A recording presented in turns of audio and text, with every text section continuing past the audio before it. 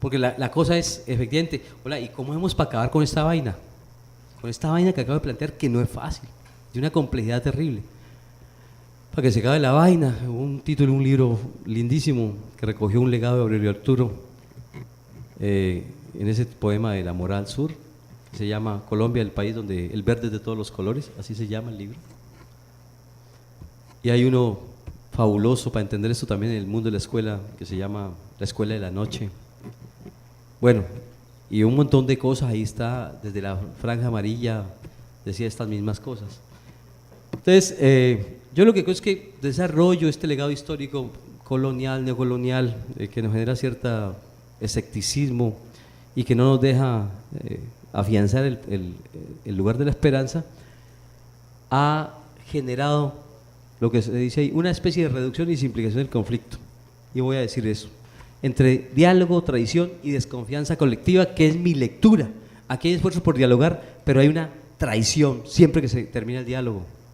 Y por consiguiente hoy nadie confía de nadie por la traición. Más o menos como las parejas, ¿cierto? Que alguien con gran imaginación ejerce la infidelidad. Dice el maestro Fernando Cruz Cronfrey aquí en Cali que un hombre y una mujer fieles son un hombre y una mujer con muy poca imaginación. Entonces, si hay las parejas, alguien hace un ejercicio de su imaginación, se vuelve infiel, lo descubren, luego vuelve y negocia, ¿cierto? Y todo se arma una especie de armonía frágil y siguen. El problema es que la desconfianza está ahí, ¿no?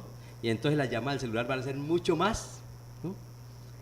Es una desconfianza tenaz. Y lo mismo ha pasado acá, porque dialogan y después del diálogo pactan cosas y alguien traiciona a alguien. Es la historia desde Guadalupe Salcedo, Unión Patriótica, Carlos Pizarro León Gómez, Jaramillo Osa, bueno, etcétera, etcétera.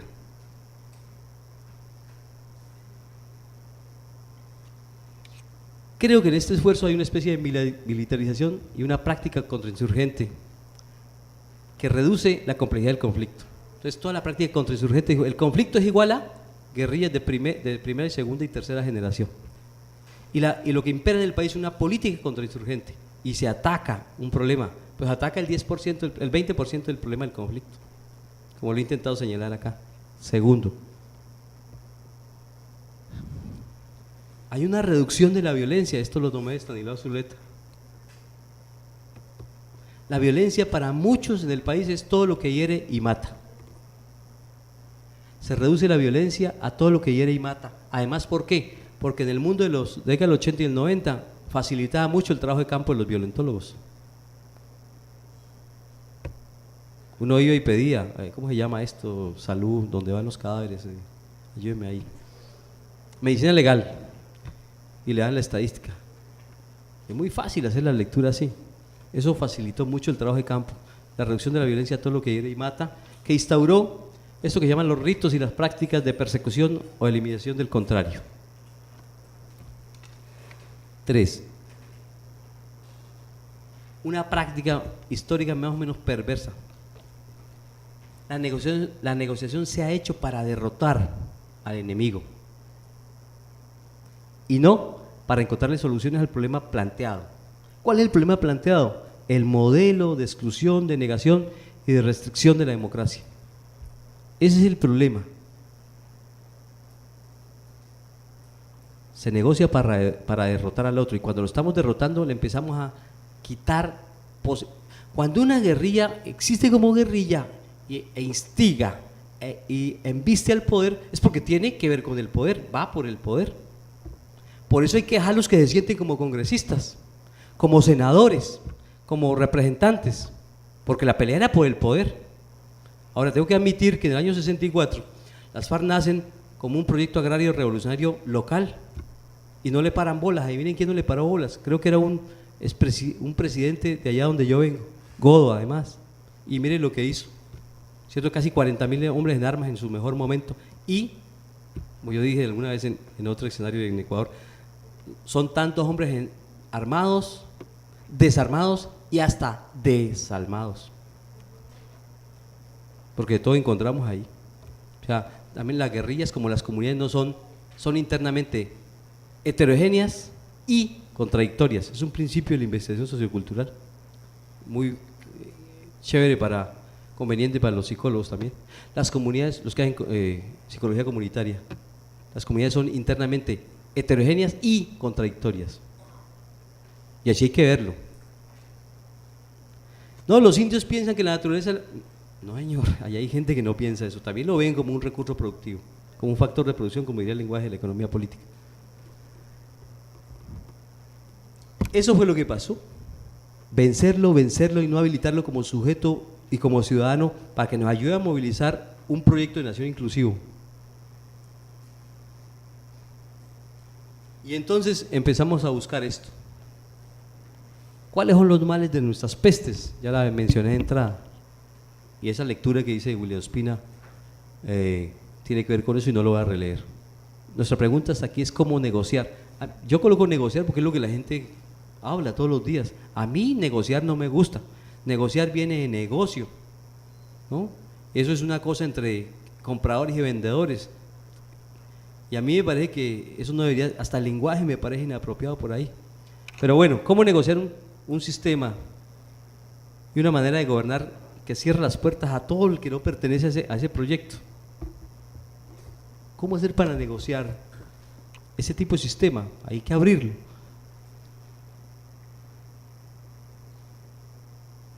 Uno encuentra que en los perros de palo que ha existido es esto. ¿No se han dado cuenta que siempre, cada década, cada 2 décadas, aparece una cruzada de exterminio? Y luego, la doble moral de los imperios, ¿no? Exterminar para pacificar. Estamos recordando, por ejemplo, conversando Gaviria el otro día, bombardeando. Más o menos Pastrana igual. Exterminar para pacificar son las cruzadas que se hacen. Pero hay una pantomima nacional sobre esto de los diálogos. El diálogo es una especie de pantomima nacional porque no han suscitado las transformaciones estructurales y sustantivas.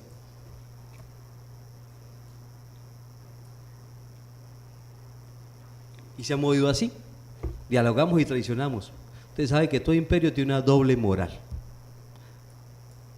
Dialogamos y traicionamos. Pactamos de que no vamos a volver a ser infieles, pero como somos hombres y mujeres deseantes, tarde o temprano lo hacemos. ¿O no? Hagan memoria. La historia es esta. La historia es la historia de la pérdida de confianza colectiva. Y ahí señalo, las imágenes tienen que ver con eso. Siempre pongo una imagen en mis presentaciones por una gran enseñanza de un sobrino de 11 años. Que me dijo, yo no leo tus libros porque en esos libros tuyos no hay ni imágenes, ni dibujitos, ni fotografías. Eso es lo que me está diciendo, era que ese día me enseñó a escribir con imágenes, por eso les pongo algunas cosas de esta de acá. Nunca hacía yo estas cosas que algunos amigos míos denominaron el tartamudeo electrónico. Ahora lo hago por esa enseñanza de esos muchachos. Historia es esto: armisticios, siglo XIX, siglo XX, indultos, reinserciones y muchas concesiones políticas negadas por la eliminación y la persecución. Y ya he dicho, ahí está, mire, el cuadrito que está ahí, tal vez lo más granado del pensamiento político del siglo XX ahí, jodido, desde Rafael Uribe, a pesar de que escribió Reducciones Salvajes, hasta nuestros días, ¿no? Ahí está, y ustedes, bueno, los más jóvenes seguramente no recuerdan esto, algunos. Por eso creo que hay que volver a recuperar la memoria con este tipo de problemas. El rito de la eliminación y persecución del adversario. Entonces, y me pregunto, ¿y cómo los desadaptados? Porque a los que están por fuera del orden les dicen desadaptados, como a los muchachos de hoy les dicen los padres que usted es un desadaptado, los profesores dicen usted es desadaptado, hasta desadaptado estéticamente hablando. ¿Cómo los desadaptados? Los montañeros. ¿Se han dado cuenta que en el país llamamos montañeros despectivamente a alguien? Uno dice montañero, si supieran la virtud que hay en eso. ¿Cómo hacer para que los desadaptados, los montañeros y los igualados, porque es otra cosa que tenemos en el país, no sea igualado? Yo con ustedes no converso, no sea igualado. Pues tiene que conversar con él, porque algo tiene que decirle al mundo también. ¿Cómo hacer para que los desadaptados, los igualados y los montañeros puedan recuperar la confianza, porque usted todos los tenemos jodidos, montañero, igualado, desadaptado, impío, hereje, liberal, comunista, etcétera. ¿Cómo hacer para que todo este montón de gente recupere la confianza y por tanto la esperanza?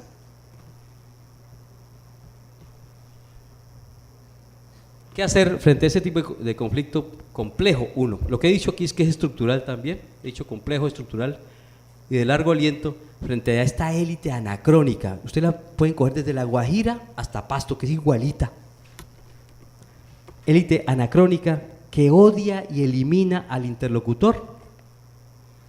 Yo decía que un agente violento es la escuela, porque una vez me dijeron en una maestría que andaba por ahí trabajando, les dije, ¿y cuál es la finalidad de la pedagogía? Y me dijeron, pues construir discípulos. Yo le dije, por eso estamos como estamos. Construye interlocutores y ahí nos salvamos. Pero los profesores le tenemos miedo a quien nos interlocuta y es una práctica violenta, de violencia simbólica. Entonces, ¿cómo hacemos para un sistema que elimina al interlocutor y se niega la posibilidad de una mirada abarcadora sobre la complejidad de la nación? Una mirada abarcadora sobre la complejidad de la nación es lo que yo he venido diciendo aquí. Y por eso creo que hay que volver sobre la pregunta sobre cómo se configuran las agendas de negociación de paz y alrededor del conflicto. ¿Qué tienen las agendas? 6 puntos ahí que me parecen estructurales e importantes. Segundo, ¿cuáles son los actores con los cuales hay que conversar? Pues todos los actores, por lo menos los más representativos. No solamente los armados, porque hay muchos actores armados que no tienen en su cabeza tampoco un modelo, un proyecto y una imaginaria de nación. ¿Y dónde se tiene que negociar? Yo creo que hay que volver a los territorios, o como decimos en ciencias sociales contemporáneas, estamos en un retorno al lugar y hay que fincarse ahí, estar ahí. Y yo creo que esto tiene que ver con los diálogos donde no hayan restricciones, es decir, los inamovibles, pues ¿cómo vamos a dialogar con inamovibles? Y actualmente los inamovibles más terribles, los inamovibles en el actual proceso de paz son 2, que son por los que estamos jodidos que acabo de decir aquí. 1, el régimen militar, y 2, el modelo de desarrollo, y eso no se negocia. Entonces yo creo que ahí no va a haber ninguna transformación. Si desaparece un actor armado del concierto nacional, a mí me gusta mucho, porque los que venimos de la zona rural sabemos qué es eso. Pero hay que meter la discusión sobre el modelo de desarrollo. Un modelo de desarrollo que dice TLC sí a todos y desprotege la industria nacional, atenta contra la soberanía alimentaria, inhabilita productivamente al campesino. Nuestros campesinos hoy son hombres y mujeres maravillosos porque hacen actividades que de entrada saben que los costos de producción son mayores a los precios de mercado. Eso es como una especie de masturbación económico-productiva. Pero ahí le apuestan, porque no solamente la actividad económico-productiva, sino es una actividad de vida existencial, que es lo que no se lee en el imperio del economicismo contemporáneo. Y el otro es el régimen militar, modelo económico y régimen militar, dice que no se discute. Ahí yo celebro que desaparezca un actor armado del país, pero ahí no hay transformación. Se trata de pensar que pacificar es posible si se repiensa el proyecto de nación bajo los principios y los primados de la inclusión democrática y de la dignificación de la vida. Hay que democratizar la democracia y pensar en la vida. Bueno, había dicho entonces que hay que ampliar la conversación. Yo pienso como el maestro Boaventura de Sousa Santos piensa también para estos efectos. Si no ampliamos el horizonte de las posibilidades, es imposible, no es posible ampliar el horizonte de las posibilidades sin ampliar el horizonte de las inteligibilidades, es decir, las formas de entender compleja y comprensivamente esto. Y si no ampliamos la conversación, esto es lo que nos queda, la alternativa a la profundización del campo de batalla.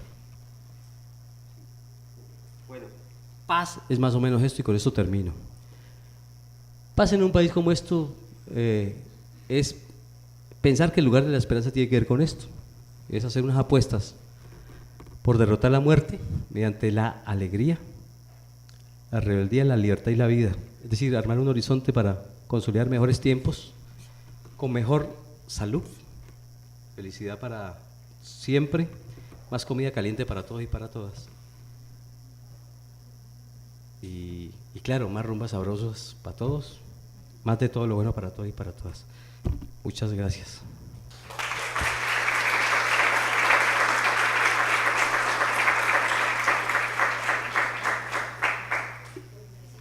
Bueno, muchísimas gracias al profesor Quijano.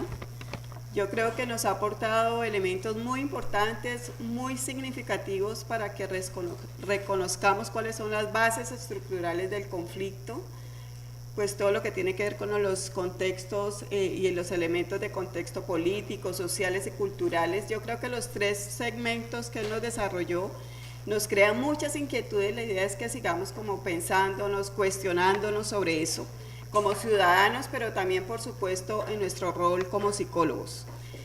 Teniendo en cuenta pues como el tiempo y la metodología que habíamos propuesto inicialmente y que es lo que se estaba manejando en la cátedra, tendríamos este segmento de preguntas, las preguntas que tengan para hacerle al profesor.